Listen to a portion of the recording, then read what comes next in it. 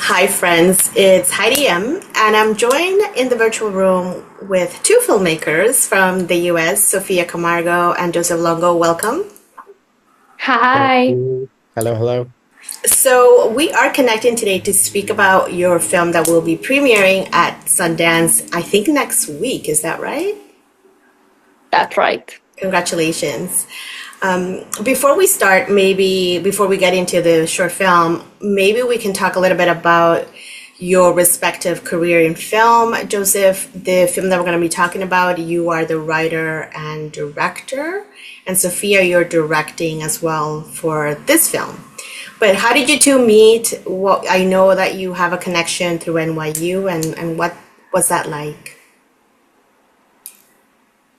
You go, Joseph. Um, we met at NYU back in 2017. And actually, in the beginning of the program, in the first year, they break you up into groups of five, and you make five films in the first semester. And we were put into the same group. Um, and then I guess fast forward 6 years, we became very close friends and ultimately ended up working together on this film. But yeah, we met in the program, and you find yourself working with a lot of people in the program. So, Did you always know you wanted to go into film in different, whichever capacity, Joseph? yeah, I went to undergrad for film at Chapman University, and I guess I actually had done like a high school film program when I was 17 at Socapa. Um, Yeah, I don't really know how to do anything else, so Well, there's nothing wrong with that. I know your mom is a well-known actor, so it's sort of kind of in your DNA now. I tried very hard not to do it. I played basketball my whole life, and then I'm only 5'9", so that didn't really pan out that well. Well, there's some positions you can still play. The bench. That's great. What about you, Sophia? I know that from what Joseph said, you met in school, but did you also always know that you'd be in film somehow? Yeah, I think that's actually a very hard question because I've tried to think about it and I don't really know where it comes from, but I do remember wanting to do film since I was in high school.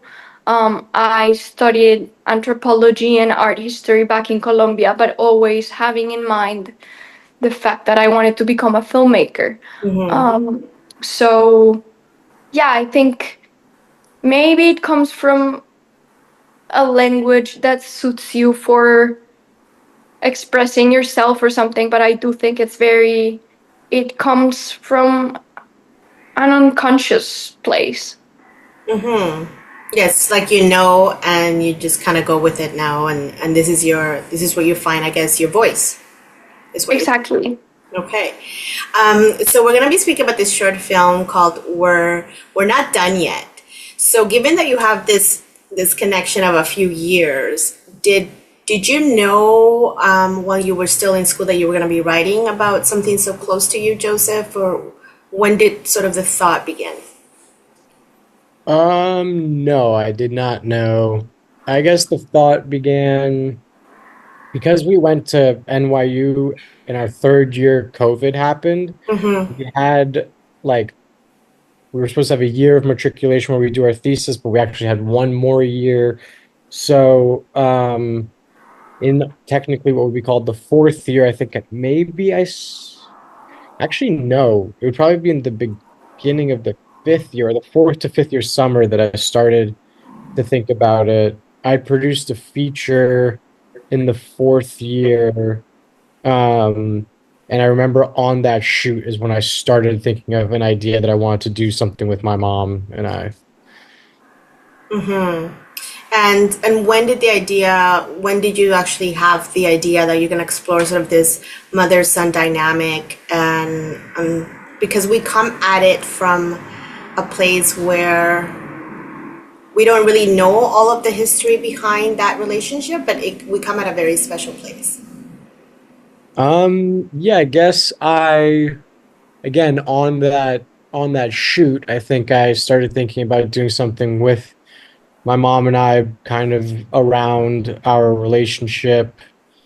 The movie is fictionalized, completely fictionalized. But yeah, there are emotional truths and just, I guess, a way of looking at myself and my growth through my 20s, which Sophia saw a lot of, I think. And so, yeah, I guess I'd written a draft right after that shoot that is not even remotely close to what the film is. And I completely scrapped that. And then I think in the fifth year, I had written, that's when I had actually written it. But yeah, it comes from like, yeah, just some stuff that I had gone through in my 20s and understanding myself and learning about myself more and learning about my mom and our relationship. I think we were also in a very particular moment in our life and careers. We were finishing NYU at the beginning. NYU is very, in a way, very protective of that creative environment, and you have a lot of homework and a lot of projects you have to finish. And by the end of it, you're you're more free and you're more on your own. And I think that feels quite unsettling and haunting because you don't really know how to like transition into like the real world and the industry and how to like keep making films. And I do think Joseph, in a way, and myself too, we were going through that transition, and that transition makes you think about having to grow up and having to confront yourself about certain things and having to be an adult because you're not in school anymore. So in a way, I do think the movie comes from a moment that had that vibration. Yeah, actually, also just to add on that too, I think also in the program, you're constantly surrounded by other filmmakers. So uh, it's you're like finding your voice, but once you get out of the program and you're not in classes and everything, it was, I think, at least for me, it was a little bit easier to be vulnerable with myself, I guess, because of like, I don't know, not needing to write a draft and then show it to 30 people or 20 people right away, you know? Um,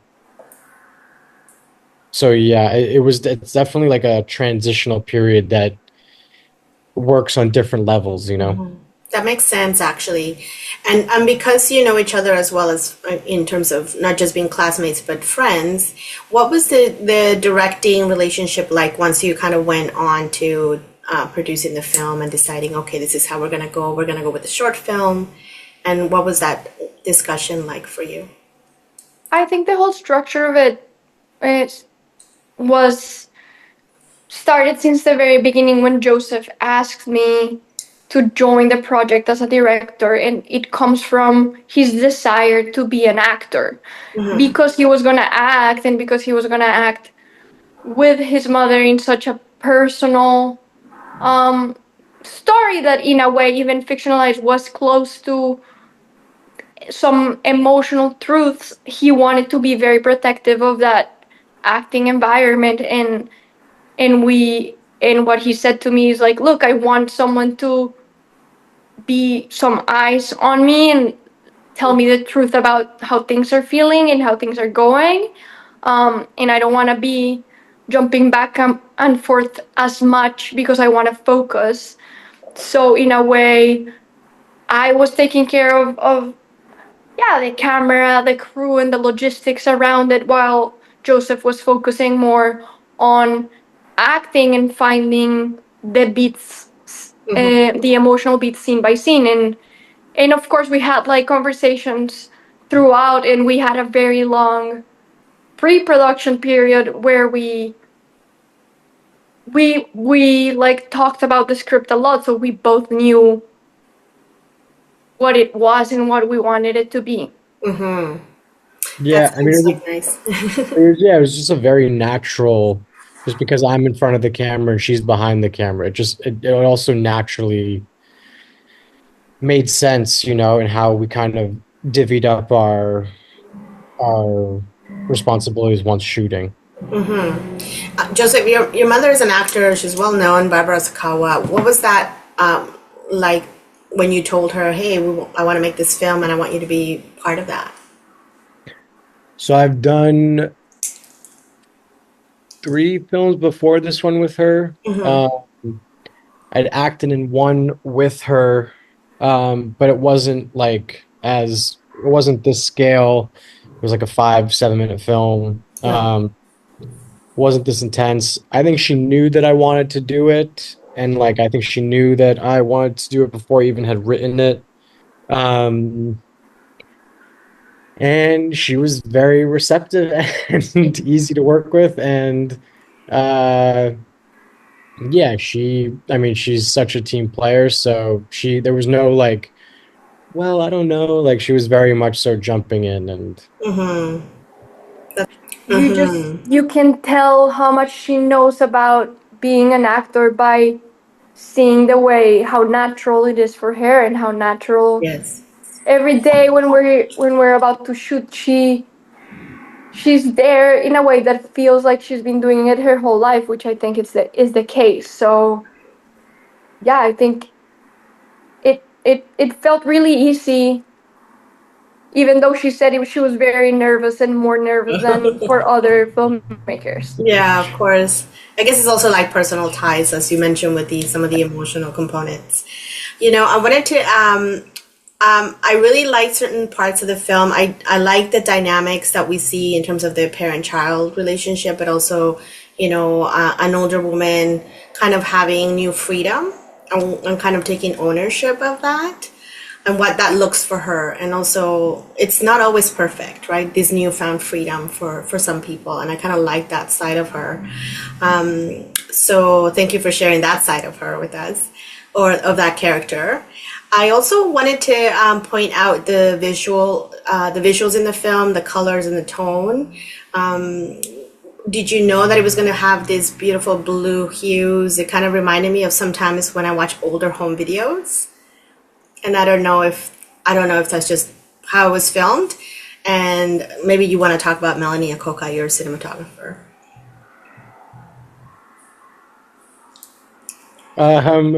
Yeah, the bluish tint to it is something that we had talked a little bit about in pre-production. It also kind of hints to the time of the season that it is. And yeah, we worked with a really great colorist called Patrick Devine, who was wonderful. And yeah, Melanie, I mean, she's a fantastic filmmaker in her own right. Um, so she's always a real pleasure to work with because she understands film language very well. She's an editor also. Mm. So I think that helps having a cinematographer who's an editor who understands that. Um, but yeah, no, I mean, it's funny you bring up the home videos. I don't know necessarily if that was something that we intended, but that is a lovely, note that you have on it.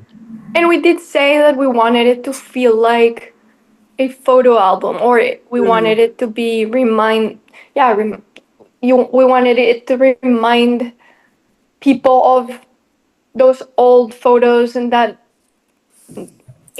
to have that some kind of nostalgic feeling to it. And I think the 60 millimeter is really helpful for that, but I think the tone of it also helps. I also think that the landscape there is naturally very beautiful, and that is also part of it. That makes sense. So you answered my next question, which is you used film. Thank you for confirming that. Where did you film, if I may ask, location-wise? We filmed in Peconic, New York. It's in the North Fork of Long Island. Very Um, nice. that's actually my mom's beach house there, which was really convenient for production. Yes, of Um, course. uh, but yeah, it's really beautiful out there, very quiet.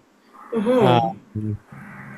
And kind of a good, as Sophia mentioned, like the location does this really nice thing of contrasting with like the conflict that the two characters are going through, I think. So you would kind of expect something maybe a little bit more light in a place like that, you know? Yes. I was going to mention that as well, now that we're talking about it, in terms of, you know, this is an adult son.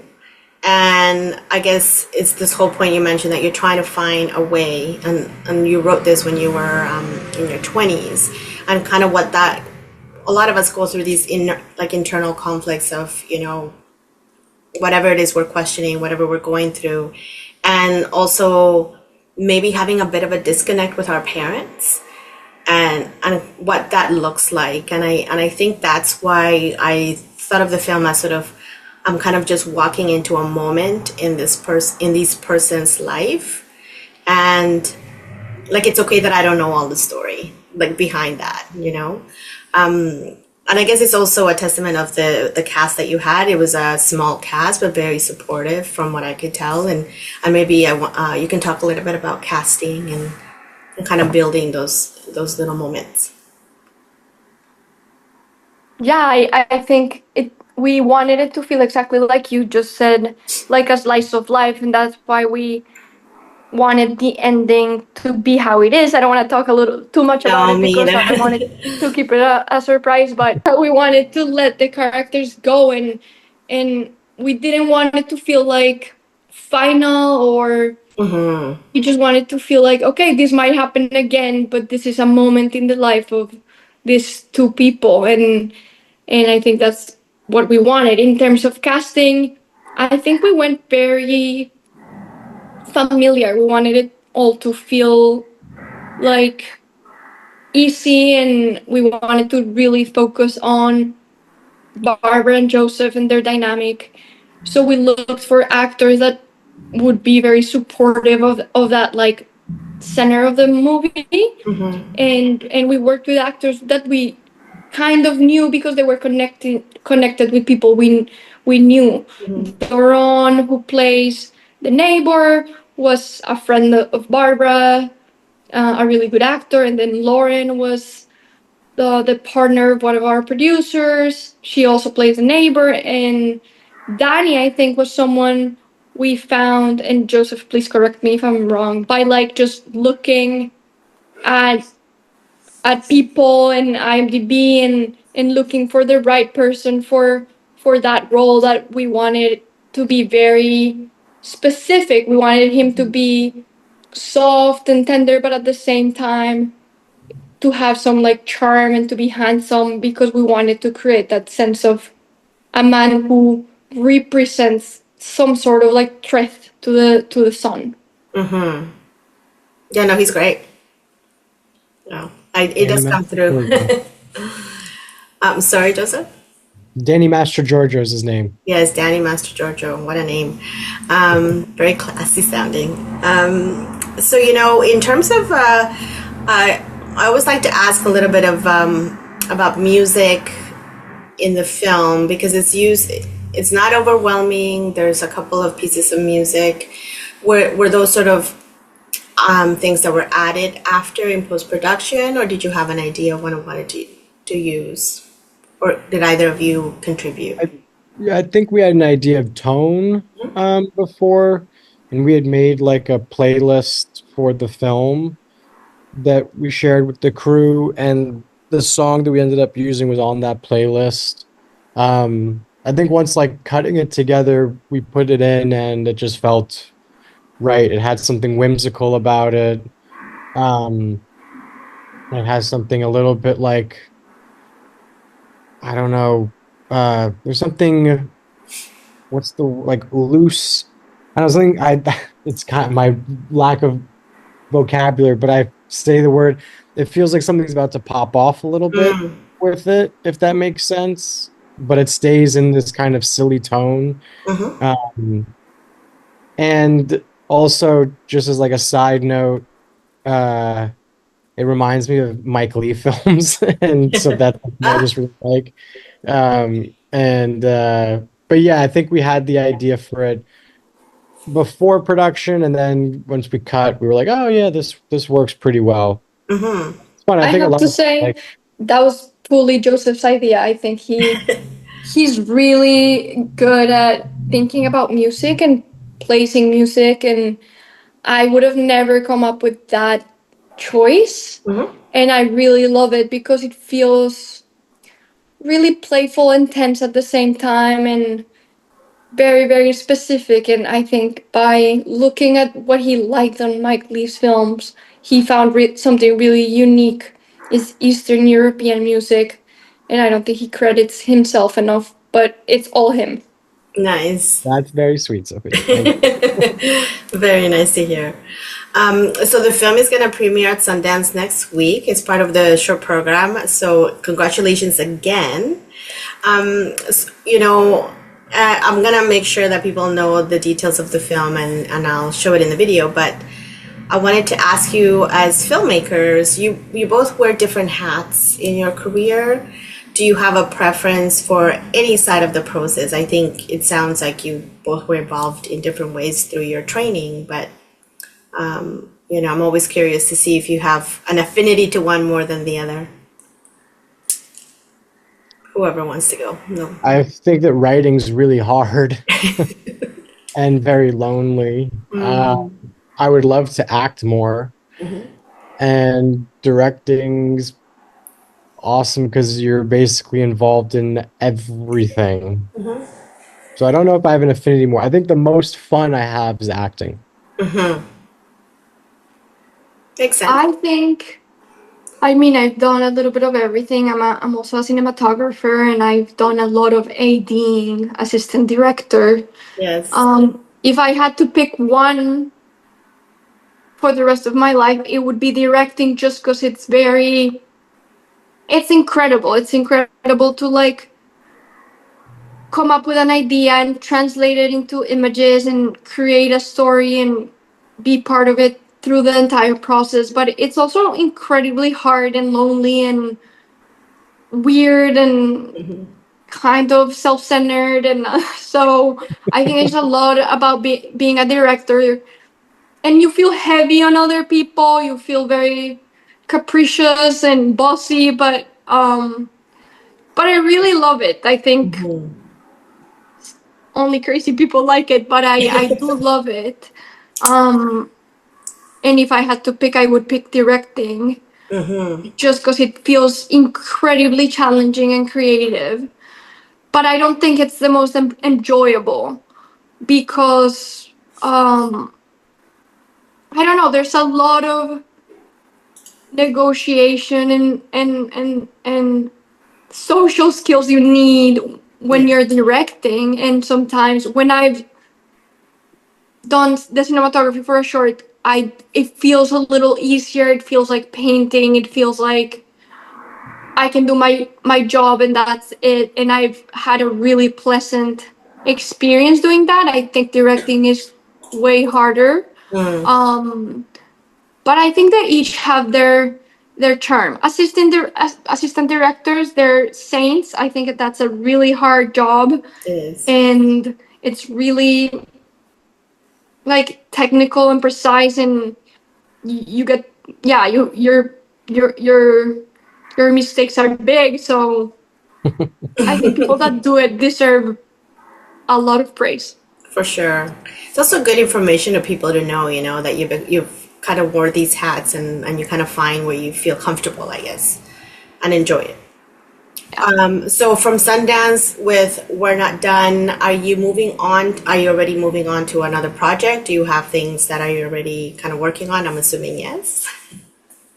Yeah, well, we're hopefully gonna screen at more festivals, and then I'm writing the script of the longer version of the short for the feature, and otherwise trying to stay busy with like little projects here and there.